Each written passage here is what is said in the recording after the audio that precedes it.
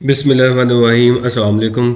10th class physics का पास paper हम देखेंगे इस लेक्चर में। ये जो पास पेपर है ये साहिवाल बोर्ड का है 2024 का, ग्रुप नंबर 1।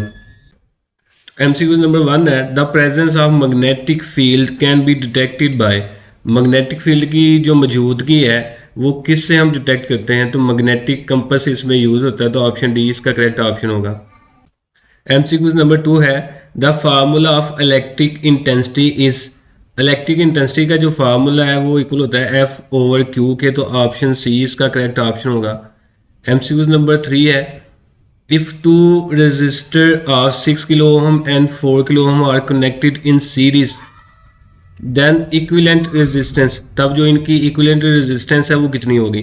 तो सीरीज का फार्मूला पढ़ा हुआ है हमने, इक्विवेलेंट रेजिस्टेंस इक्वल होती है R1 प्लस R2। तो दोनों का सम कर लें, एक हमारे पास 6 है और दूसरी 4 है, तो 6 प्लस 4 10 किलो ओम आ जाएगा, तो ऑप्शन बी इसका करेक्ट ऑप्शन होगा। एमसीक्यू नंबर 4 है, specific resistance of copper is. जो कॉपर है इसकी स्पेसिफिक रेजिस्टेंस जो है ना वो 1.69 into 10 raise power -8 ohm metre होती है, तो ऑप्शन ए इसका करेक्ट ऑप्शन होगा। एमसीक्यू नंबर 5 है, the unit of intensity of sound. Sound की इंटेंसिटी का unit weber per metre square होता है, तो ऑप्शन सी इसका करेक्ट ऑप्शन होगा। एमसीक्यू नंबर 6 है, रिफ्रैक्टिव इंडेक्स ऑफ आइस। बर्फ का जो रिफ्रैक्टिव इंडेक्स है वो 1.31 होता है, तो ऑप्शन डी इसका करेक्ट ऑप्शन होगा। एमसीक्यू नंबर 7 है, for a normal person Audible frequency range from sound wave lies between. जो आम नॉर्मल बंदा होता है वो कितनी फ्रीक्वेंसी की साउंड जो है सुन सकता है, उसकी रेंज क्या है? तो नॉर्मल बंदे की जो फ्रीक्वेंसी की रेंज है वो 20 हर्ट्ज से लेके 20 किलो हर्ट्ज तक होती है, या 20 हर्ट्ज से लेके 20,000 हर्ट्ज भी इसको कह सकते हैं, तो ऑप्शन ए इसका करेक्ट ऑप्शन होगा। एमसीक्यू नंबर 8 है, if the mass of the bob of a pendulum is increased by a factor of 3, period of pendulum's motion will। तो इसमें कहता है कि अगर सिंपल पेंडुलम का जो मैस है वो हम 3 गुना ज़्यादा कर दें तो उसके टाइम पीरियड पे क्या इफेक्ट होगा? सिंपल पेंडुलम का जो टाइम पीरियड है उसका फार्मूला होता है T = 2πL/g का स्क्वायर रूट।